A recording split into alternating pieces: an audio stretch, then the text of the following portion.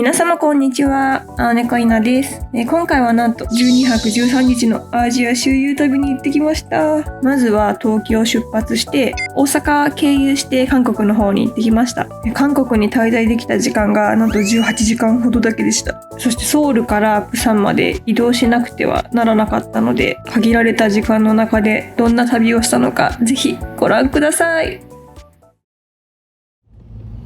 いきなり飛行機の中からの映像を失礼します。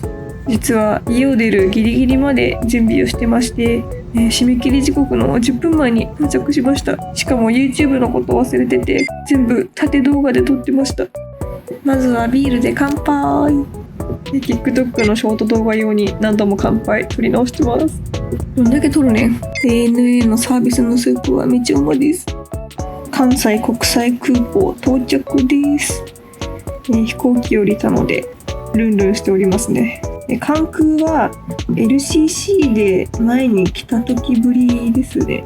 前来た時のあんまり覚えてなかったんで、想像より大きくて開放感あってすごいいいなって思いました。まだこの時はすっぴんメガネですね。失礼します。韓国まではアシアナ空港のビジネスクラスに乗ります。今回インチョン空港でなくてキンポ空港に行く飛行機にしました。無事チェックインできました。ビジネスクラスだとファストレーンというのが使えて、荷物検査の行列並ばずに通過することができます。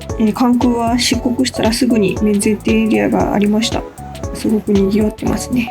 免税店エリア抜けてゲートの方に歩いていきます。今回乗るゲートは少し離れたところにあるみたいで、このシャトルバス、シャトル電車なんていうんですか、これに乗って移動します。ビジネスクラスに乗るということでラウンジに入れます。航空会社のラウンジは初めてなのでどんななのか楽しみです。テンション上がってますいろいろご飯はあったんですけれども、周りの方が食べていたカレーと焼きそばを取ってきてみました。味はどれも美味しかったです。もちろんビールサーバーもございました。素晴らしい。これは欠かせませんね。3杯は飲みました。カレーいただきます。カレーうま。少し早めに搭乗口の方に来ました。ビジネスクラスなので最初に搭乗することができます。めっちゃテンション上がってます。化粧も完了させました。はい、来ました。イエーイ、こちらでございます。ビジネスレーンはこちらでございます。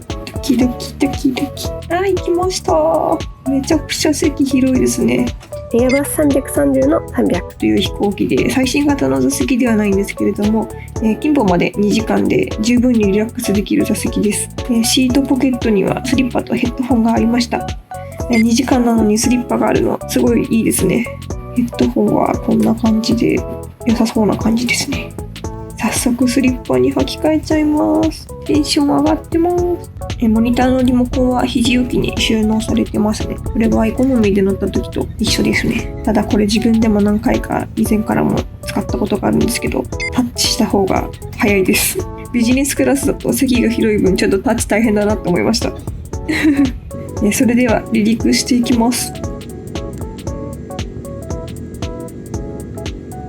関空ってすごい海に囲まれてる空港だったんだって今思いました。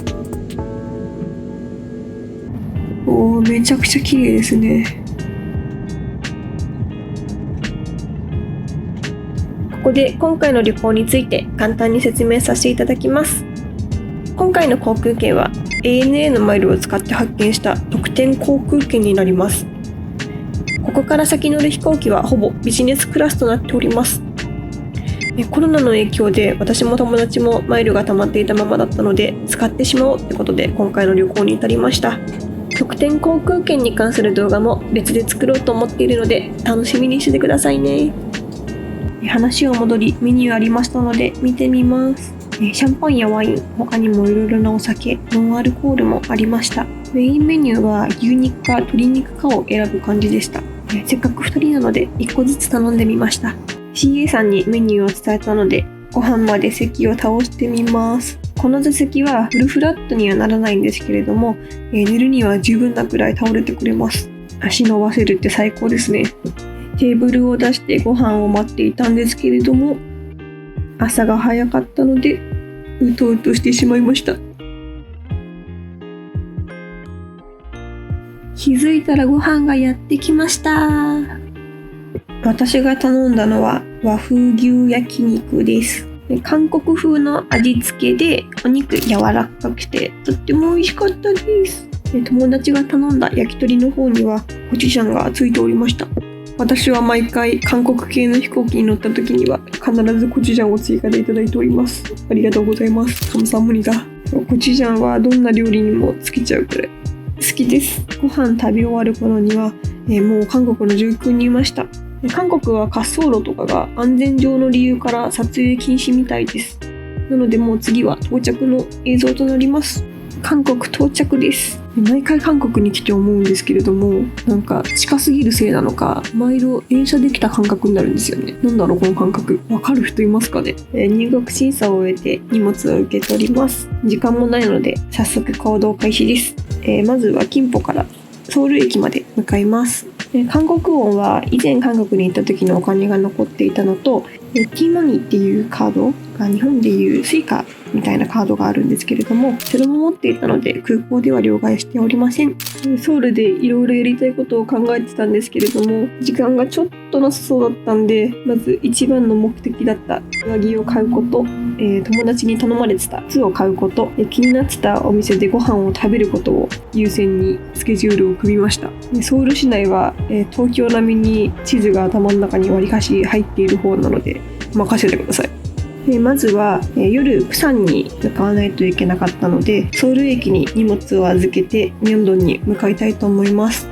でもさすがに手持ちの現金だけだとちょっとお金が足りなくなるので、まずはミョンドンにあるレートの良さげの両替所で両替をしたいと思います。本当はもうちょっといろいろ探したかったんですけど時間がなかったので、空港よりかは確実にミョンドンの方がレートがいいのは確かです。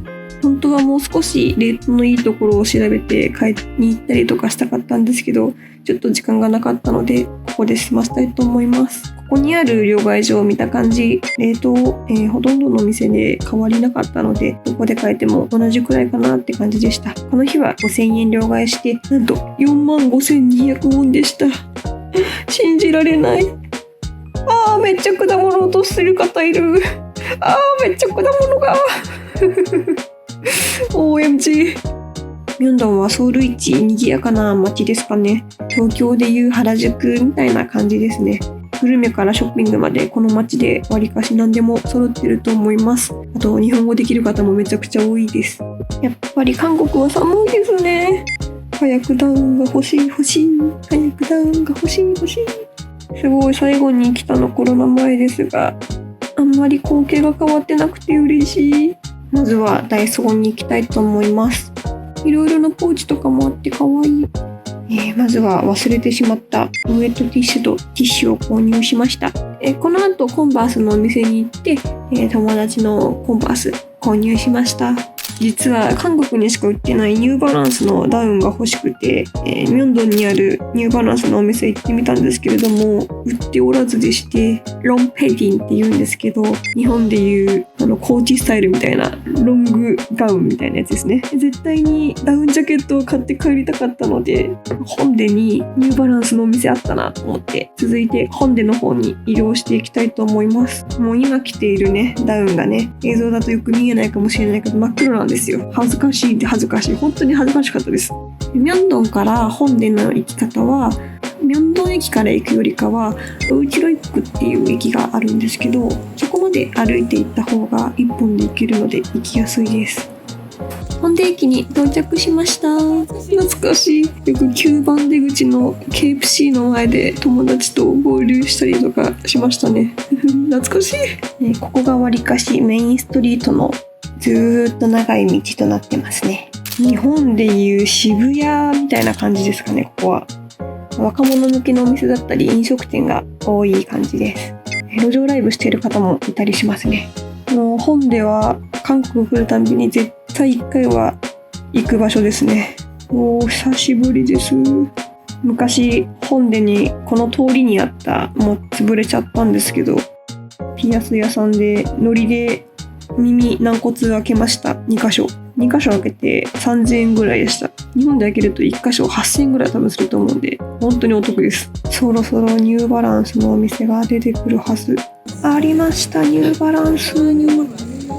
はい、結果はというとですね、気になってたデザインのペディンあったんですけど、求めてるサイズがなかったです。もう大きいサイズしかなかったです。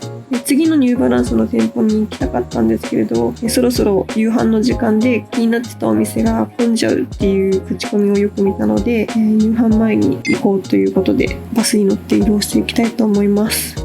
ニャーニャーくんだ、かわいいニャーニャーくん。韓国はわりかしバスが結構発展しているので、電車よりもバス移動をすることが私はわりかし多いです。本当にどこでもバスで行けます。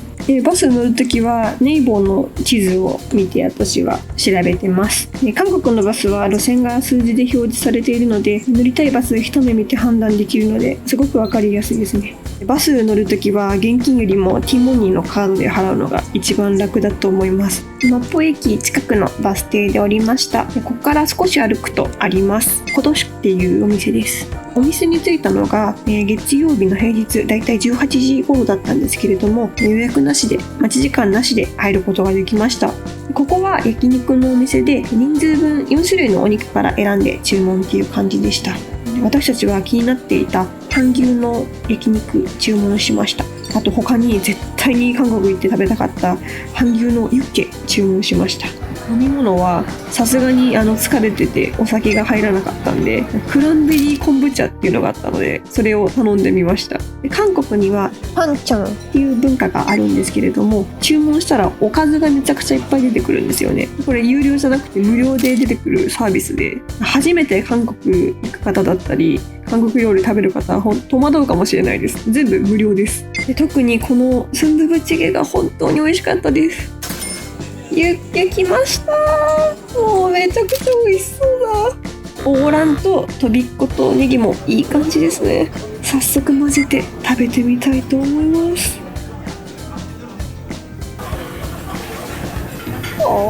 新鮮なお肉の味感じられて、オーランもマイルドになって本当に美味しいです。本当に美味しいです。メインの韓牛がやってきました。店員さんが焼いてくれます。見てるだけでめちゃくちゃ美味しそうです。焼けたお肉は、店員さんがお皿に乗っけてくれます。もうありがとうございます。カムサムニだ。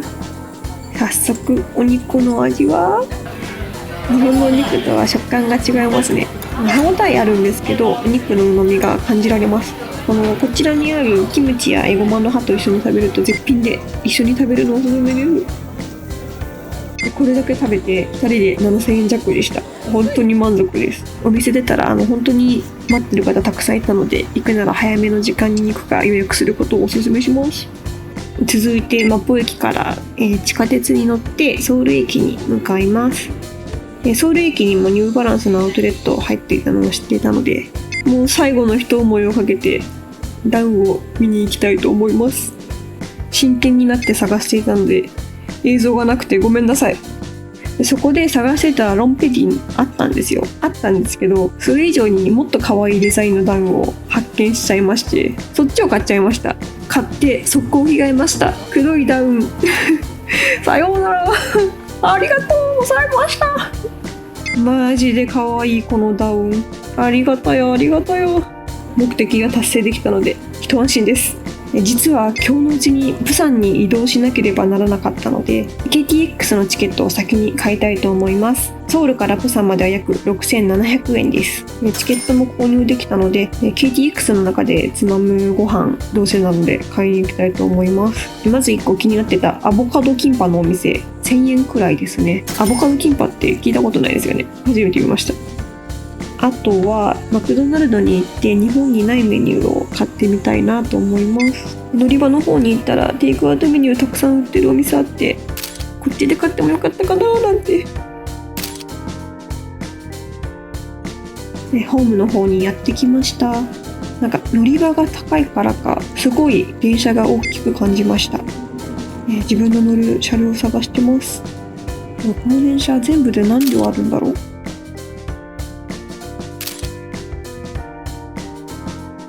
座席は2の2の配置でしたね。座席の前後幅はそんなには広くないですね。テーブルの引き出し方は日本とちょっと違う感じでした。ダブルポルコリバーガー、こんなの頼んだっけなーって思ってびっくりしたんですよ、マジで。その中にちゃんとエビのラップサンドが包まれておりました。ちょっと爆笑してました、これ。味はまあ普通にマックの味でうまいです。アボカドキンパ、ちょっと初めての未知の食べ物だったんで、うまいのかなって思いながら、友達が気になるっていうからこれ買ってみるかって買ったんですよ。普通にうまかったです。信じられなかった。いや、合うんかいってなりましたよ。なんか漬物の食感が絶妙で本当に美味しかったです。一回ほんと食べてほしいです、みんなでこれ。ソウルからプサンまで約2時間半くらいかかるんですけど、疲れてたせいなのか気づいたらすぐ寝てて、気づいたら到着してました。で到着したのが、11時45分ぐらいかな、夜のだったんで、駅には全然人いなかったですね。地下鉄もバスも終わってるくらいの時間でしたね。プサン駅めっちゃ綺麗でした。ホテルはソミョン駅っていう近くのホテル予約しております。実はなぜプサンに来たかって言いますと、次の日の朝、プサン航空から次の飛行機に乗るっていうスケジュールがあったんですよね。それでプサンに来ております。